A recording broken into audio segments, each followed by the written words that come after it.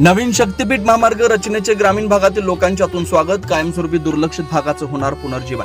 पंढरपूर तालुक्यातील करकव आणि परिसरात होणाऱ्या नवीन शक्तीपीठ मार्ग जल्लोषात स्वागत करून फटाक्यांची आतषबाजी करण्यात आली। यावेळी भाजप किसान मोर्चाचे प्रदेश सचिव माऊली हळणवर म्हणाले, मुख्यमंत्री देवेंद्र फडणवीस यांच्या विकासाचं व्हिजन कल्पक आहे। पहिल्या शक्तीपीठ महामार्गात शेकडो एकर सुपीक जमिनी जात होत्या, मात्र आता वैराग, मोडनिंब, माढा, करकव, म्हसवड, मान, खटाव या दुष्काळी व पडीक जमिनी असलेल्या भागातून महामार्ग जाणार असल्यानं हा परिसर मुख्य प्रवाहात येणार असून उत्स्फूर्त स्वागत करण्यात येत आहे। जुना मार्ग सुपीक जमिनीचं नुकसान करत होता आणि आता या नवीन शक्तीपीठ महामार्गामुळे 5,500 कोटी रुपये वाचणार आहे। 70 किलोमीटर अंतर कमी होणार आहे। दुष्काळी भागातील रस्त्याचे प्रश्न सुटणार आहेत, असं भाजप किसान मोर्चाचे प्रदेश सचिव माऊली हळणवर यांनी स्पष्ट केलं। आज करकम येथील सर्व नागरिक, शेतकरी, सरपंच व या भागातील सर्व नेते मंडळीच्या वतीनं मुख्यमंत्री महोदयांनी शक्तीपीठ महामार्गाची नवीन अलाइनमेंट जाहीर केल्याबद्दल फटाके फोडून, पेढे वाटून या ठिकाणी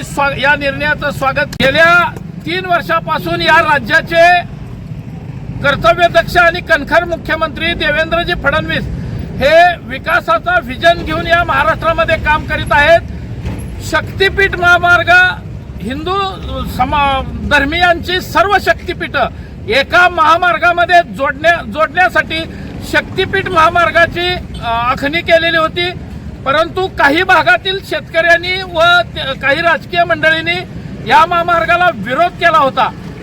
त्या ठिकाणची अलाइनमेंट बदलून आज वैरागहून मोडनिंब, माढा, करकम, पुढं माळशिरस, म्हसवड, मान, खटाव या भागातून हा रस्ता अलाइनमेंट जाहीर केलेले आहे। त्याचं उत्स्फूर्तपणे या भागात स्वागत होत आहे, कारण जुनी अलाइनमेंट होती ती सुपीक जमिनीतून जाणार होती। त्या ठिकाणी वन विभागाची 1,500 एकर जमीन होती, त्यामुळं परवानगी मिळत नव्हती आणि या नवीन अलाइनमेंटमुळं महाराष्ट्र सरकारचं 5,500 कोटी रुपयाची बचत या नवीन महामार्गामुळे होणार आहे व जुन्या अलाइनमेंटमध्ये 70 किलोमीटरचं अंतर वाढत होतं।